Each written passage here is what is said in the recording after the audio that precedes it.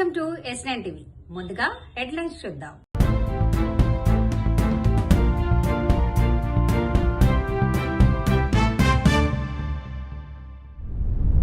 మీ సేవా కేంద్రాన్ని తొలగించి తరలించడం సరియైంది కాదు. బీసీ వర్గాల సమస్యలపై బుట్టా రేణుక స్పష్టమైన స్పందన. భావితరాలకు దేశ సంస్కృతి సాంప్రదాయాలు తెలియజేయాల్సిన ఆవశ్యకత ఎంతైనా ఉంది. ప్రైవేటు ఆసుపత్రిలో మైనర్ బాలికలకు అబార్షన్. ఈరోజు ఇప్పుడు మీ సేవ ఎదురుగా మనం కూర్చున్నామని నిలబడ్డామండి. మీ సేవాన్ని తీసేసి పోలీస్ స్టేషన్కు ఇలా హ్యాండ్ ఓవర్ చేస్తామని అంటున్నాం. మీకు అందరికీ మీడియా ద్వారా తెలియజేసేది ఏంటంటే, ఇదేదో గవర్నమెంట్ చేస్తుందిగా, పోలీస్ స్టేషన్ కూడా చాలా ముఖ్యమే కదా, పోలీస్ స్టేషన్ లేకుంటే ఎట్లాగని చెప్పి ప్రజలు అనుకోవచ్చు. కానీ కేవలం గవర్నమెంట్ ప్రభుత్వం యొక్క మూర్ఖపు చర్యల వల్ల ఇలా పోలీస్ స్టేషన్ తీసుకొని ఇలా పెట్టి కొన్ని వందల మంది రోజు వచ్చి మీ సేవలో అనేక రకాల ఆధార్ కార్డు కానీ, నేమ్ చేంజింగ్ కానీ, లేకపోతే ఇతర రకాల కార్యక్రమాలు చేయించుకునే ఫెసిలిటీని ఇడికెళ్ళి తీసేస్తుంది.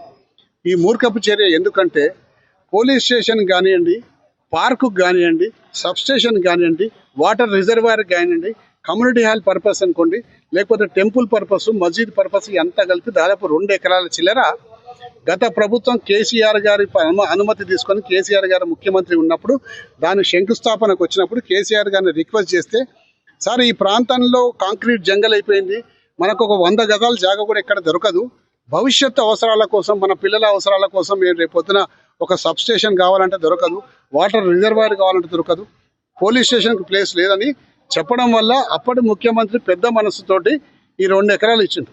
2 ఎకరాలు ఇస్తే కేవలం ఈ ప్రభుత్వం ఆ మూర్ఖపు ఆలోచన, ఏం ఆలోచన అంటే, కేసీఆర్ గారు ఏం చేసిండో దానికన్నా భిన్నంగా మేము చేయాలి, దానికి వ్యతిరేకంగా మేము చేయాలని ఒక మూర్ఖపు ఆలోచనతోటి ఈ జీవోని రద్దు చేసేసి ఈ అవసరాల కోసం రద్దు లేక ఇప్పుడు పోలీస్ స్టేషన్కి జాగలేక ఇక మీ సేవా సెంటర్ తీసుకునే పరిస్థితికి ఏర్పడ్డది. మీ సేవని ఖాళీ చేయించేసి ఇడికెళ్ళి మీ సేవ ఆ పోలీస్ స్టేషన్ పెడతారంట.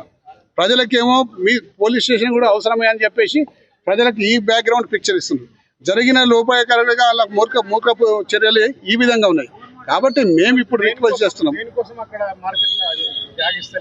జాగిస్తలేదంటే ఇక్కడ మేడ్చల్లో మెడికల్ కాలేజ్ పెట్టాం, దానికోసం అని చెప్పేసి ఈడ మేము పెట్టాం అని చెప్పేసి అంటే, దానికి ఆల్టర్నేట్ ప్లేస్ కూడా శ్రీధర్ బాబు గారికి పోయి చెప్పి సర్వే నెంబర్ ఇచ్చి ఆల్టర్నేట్ ప్లేస్ కూడా ఈ విధంగా ఉందా సార్ అని చెప్పి శ్రీధర్ బాబు గారి దృష్టికి తీసుకపోతే, శ్రీధర్ బాబు గారు కలెక్టర్ దృష్టికి కూడా తీసుకుపోయిండ్రు. కలెక్టర్ గారు నాకు ఫోన్ చేసిండ్రు, దాని వివరాలు ఇవ్వమని చెప్పిండ్రు.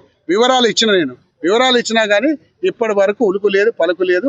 కేవలం మొత్తం కేసీఆర్ గారు ఇది చేసింది, మేము దాన్ని పాడు చేయాలి. ఇవాళ మేము పాడు చేస్తున్నాం, ఊకినేది లేదు. తప్పనిసరిగా పోలీస్ స్టేషన్ అవసరము, కానీ ఎక్కడ అవసరము పోలీస్ స్టేషను, ఎక్కడైతే జాగా ఇచ్చినామో పోలీస్ స్టేషన్ అక్కడ పెట్టండి, మాకు ఎటువంటి అభ్యంతరం లేదు. 3000 గజాలు జాగా ఎందుకు ఇచ్చినామంటే, రేపు ఫ్యూచర్ అవసరంలో భవిష్యత్తులో పోలీసింగ్ అనేది ఇంకా చాలా అడ్వాన్స్ అవుతుంది. పోలీసింగ్ అడ్వాన్స్ అయినప్పుడు ఏంటంటే, ఈ చిన్న పోలీస్ ప్రెమిసెస్ ఉంటే కష్టమవుతుంది. కాబట్టి 3000 గజాల జాగా ఇప్పించి వాళ్ళ పార్కింగ్ కానివ్వండి, వాళ్ళ మహిళా కానిస్టేబుల్లకు, మరి పురుషులకు సపరేట్గా చేసినాం. ఇగో ఇది జీవో 2023లో మే నెలలో 5వ తారీఖు నాడు ఇచ్చిన జీవో ఇది. ఇందులో అన్నీ ఉన్నాయి. పోలీస్ స్టేషన్ పర్పస్ 3000, మరి ఎంఏయుడి డిపార్ట్మెంట్కి పార్క్ పర్పస్ 2468, మరి సబ్ స్టేషన్కు, వాటర్ రిజర్వాయర్కు, కమ్యూనిటీ హాల్కి ఈ విధంగా అన్నీ కూడా కంప్లీట్గా డిఫైన్ చేసి జీవో ఆర్డర్ ఇప్పించిన. ఎందుకంటే ఈ ప్రాంతంలో ఎక్కడ కూడా మనకు ఓపెన్ స్థలాలు లేవు. ఇది చూడండి, ఒక్కసారి జూమ్ పెట్టి తీసుకొని మీరు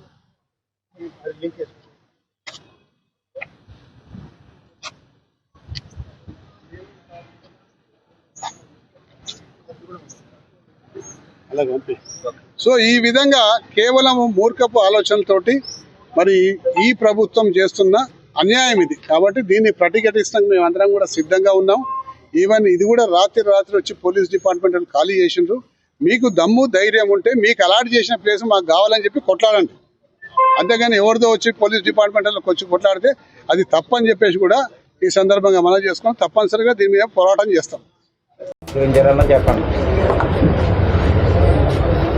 అందరికీ నమస్కారం అండి. నా పేరు డాక్టర్ నాగమాన్స. నేను AP state child rights commission మెంబర్ని. నాకు ఉదయం ఒక ఇన్ఫర్మేషన్ అయితే నా కాల్కి ఫోన్ చేసి చెప్పడం జరిగింది.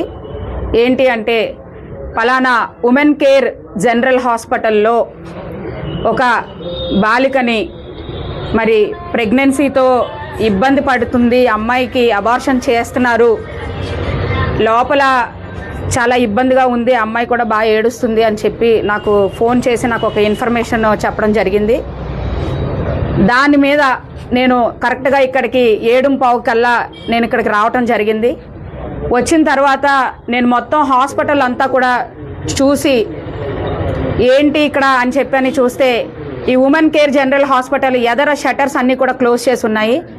బ్యాక్ ఎండ్లో మరి హాస్పిటల్ అంటే అన్నీ ఉండాలి, ఒక రిసెప్షన్ ఉండాలి, రిసెప్షన్ ఉంది కానీ దాంట్లో కరెక్ట్గా ఒక ఐపీ రిజిస్టర్ కానీ ఓపీ రిజిస్టర్ కానీ మరి ఇవేమీ కూడా సక్రమంగా లేవు. కొన్ని మందులు కూడా అమ్మడం జరుగుతుంది, దానికి తగ్గ మెడికల్ స్టాక్ రిజిస్టర్ కూడా ఏమీ లేదు. తర్వాత వెంటనే నేను ఆ అమ్మాయి దగ్గరికి వెళ్ళి అమ్మ ఏంటి నీకు ఇబ్బంది అని అడిగితే మరి ఆ ఇబ్బంది ఆవిడ చెప్పడం, నాకు విపరీతంగా నొప్పి వస్తుందండి కడుపులో, నేను అబార్షన్ చేయించుకోవడం కోసమని ఇక్కడికి వచ్చాను, నాకు రాత్రి 2 టాబ్లెట్స్ ఇచ్చారు నొప్పులు రావటానికి అని చెప్పి, దాని ద్వారాగా అబార్షన్ అయిపోతుందని చెప్పని డాక్టర్ గారు నాకు చెప్పడం జరిగింది అని చెప్పారు. అయితే ఇక్కడ డాక్టర్ గారు లేరు, ఆ అమ్మాయి చాలా నొప్పులతో ఇబ్బంది పడుతుంది, బాధపడుతుంది. నర్సింగ్ స్టాఫ్ కూడా సరిగ్గా లేరు, ఎవరో ఒకరు ఉన్నారు, ఒక అమ్మాయి ఉంది. ఆ అమ్మాయితో ఎదర షట్టర్ ఓపెన్ చేయించి ఏంటమ్మా ప్రాబ్లము, డాక్టర్ గారికి ఫోన్ చేయమ్మా అంటే డాక్టర్ గారు నేను 7 గంటల ఇక్కడికి వచ్చాను కరెక్ట్గా 7:15కి, డాక్టర్ గారు 9:15కి ఇక్కడికి రావటం జరిగింది. అయితే నేను కేషీట్ చూస్తే కేషీట్ కూడా సరిగ్గా లేదు సక్రమంగా. ఆ కేషీట్లో మరి ఆవిడ రాసింది ఏంటి అంటే ఎనీమియాతో 6 హెమోగ్లోబిన్ పర్సంటేజ్ 6.8 గ్రామ్స్ ఉంది అని చెప్పని ఆవిడ అందులో మెన్షన్ చేయడం జరిగింది. కానీ ఇక్కడ జరుగుతున్న లైవ్ పరిస్థితి ఒకటైతే కేషీట్లో ఉన్న కేస్ హిస్టరీ ఒక పరిస్థితిగా ఉంది. కాబట్టి ఇటువంటివి మెయిన్ డాక్టర్ గారు గవర్నమెంట్ హాస్పిటల్ సిహెచ్సి పి గన్నవరంలో పనిచేస్తున్నారు. అయితే గవర్నమెంట్ హాస్పిటల్లో డాక్టర్స్ మరి లేని పేదవాళ్ళందరికీ కూడా గర్భిణీ స్త్రీలకు కానీ పిల్లల విభాగం కానీ గవర్నమెంట్ హాస్పిటల్స్లో మరి డాక్టర్స్ సరిగ్గా లేరు అని చెప్పని ప్రైవేట్ హాస్పిటల్స్లో సిజేరియన్స్కి మరి పిల్లలకి ఏ ఇబ్బంది వచ్చినా ఇక్కడి నుంచి కాకినాడ హయ్యర్ సెంటర్. ఈరోజు బీసీలకు జరుగుతున్న అన్యాయాల గురించి, బీసీలకు ఏదైతే వైఎస్ఆర్సిపి పార్టీ గవర్నమెంట్లో మా లీడర్ ఏ విధంగా బీసీలకు న్యాయం చేసి 56 కార్పొరేషన్స్ తోటి బీసీలకు ఆర్థికంగా అంతేకాకుండా సామాజికంగా మరి రాజకీయంగా ఒక భవిష్యత్తును ఇచ్చి ముందుకు తీసుకెళ్లిన వ్యక్తి మా లీడర్ వైఎస్ జగన్మోహన్ రెడ్డి గారు. మరి ఈరోజు బీసీలకు ఏదైతే మేనిఫెస్టోలో మీరు పెట్టి మభ్యపెట్టి ఈరోజు ప్రభుత్వంలోకి వచ్చారో 50 ఏళ్లకే బీసీలందరికీ కూడా పెన్షన్ ఇస్తా అన్నారు. అంతేకాకుండా వైఎస్ జగన్మోహన్ రెడ్డి గారు ఇచ్చే పథకాలను మించి మీకు నేను ఇస్తానని చెప్పి ఈరోజు 2 సంవత్సరాలు గడుస్తున్నా కూడా నేతన్న నేస్తం, మిగతా చేయూత కానివ్వండి, మరి ఆసరా కానివ్వండి, ఈ విధంగా చెప్పుకుంటూ వెళ్తే ఏవి కూడా మీరు ఇవ్వకుండా ప్రతి దానికి కూడా ఒక కారణం చూపిస్తూ డైవర్ట్ పాలిటిక్స్ చేస్తూ ప్రజలు ఎక్కడ మిమ్మల్ని ప్రశ్నిస్తారో అని ఒక ఆలోచన మీలో ఉంది. కాబట్టి ఆ ఆలోచనని ప్రజలకి డైవర్ట్ చేస్తూ, వాళ్ళ ఆలోచనని డైవర్ట్ చేస్తూ ఈరోజు రాజకీయాలు చేస్తున్నారు. ఈరోజు ఈ 2 సంవత్సరాలలో 3 బడ్జెట్స్ని ప్రవేశపెట్టడం జరిగింది. ఇది 2వ మహానాడు మీరు చేస్తున్నారు. మీరు ఒక్కసారి మా ప్రభుత్వంలో చేసిన దానికి మీ ప్రభుత్వంలో మీరు ఏం చేస్తున్నారు అని ఒక పక్కన మీరు ఒక చార్ట్ తయారు చేసి మీరు చూపించగలిగే ధైర్యం మీకుందా? ఆ సాహసం మీకుందా?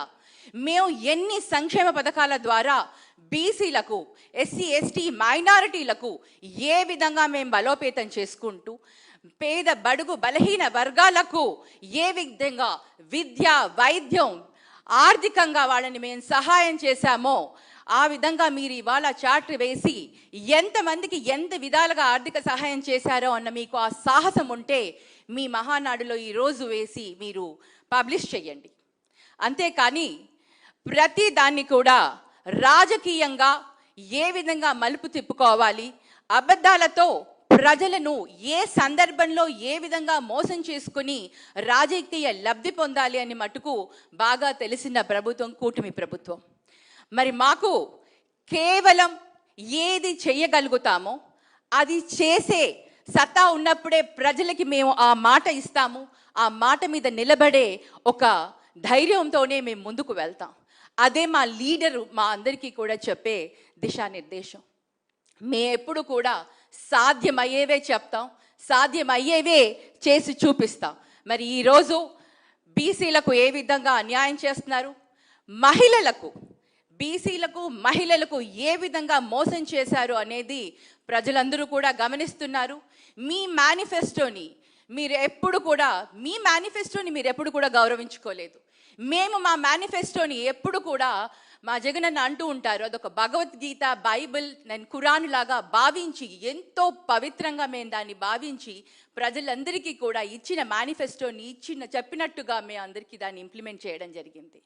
సో ఈ విధంగా మీరు ఏ విధంగా మీరు మోసం చేస్తున్నారో ఈరోజు అందరం కూడా డిస్కస్ చేసుకున్నాము. అదేవిధంగా కార్యాచరణ ఒకటి రూపొందించుకొని దీన్ని మేము ముందుకు పబ్లిక్లోకి, ప్రజల్లోకి తప్పకుండా తీసుకొని వెళ్తాము. ప్రజలు కూడా గమనిస్తున్నారు. మొదట 6 నెలలు సరే ప్రభుత్వం వచ్చింది కదా అని వదిలేశారు, 1 year సరే అని వదిలేశారు. 2 సంవత్సరాలు అయిన తర్వాత కూడా మీరు మహిళలకి కానివ్వండి, మరి బీసీలకి కానివ్వండి, ప్రామిస్ చేసిన మీ మేనిఫెస్టో సంక్షేమ పథకాలని ఏవి కూడా ఇంప్లిమెంట్ చేయకుండా ముందుకు తీసుకుని వెళ్తున్నారు. 50% ఆఫ్ ద పాలన మీరు కంప్లీట్ చేస్తున్నారు ఆల్మోస్ట్ దగ్గరగా. అయినా కూడా ఎటువంటివి మీరు ఇంప్లిమెంట్ చేయకపోవడము ఇది నిజంగా బాధాకరం. దీన్ని తప్పకుండా మేము ఒక కార్యాచరణ ఏర్పాటు చేసుకొని ముందుకు తీసుకొని వెళ్ళి మేము ప్రజల్లోకి వెళ్ళదలుచుకున్నాము.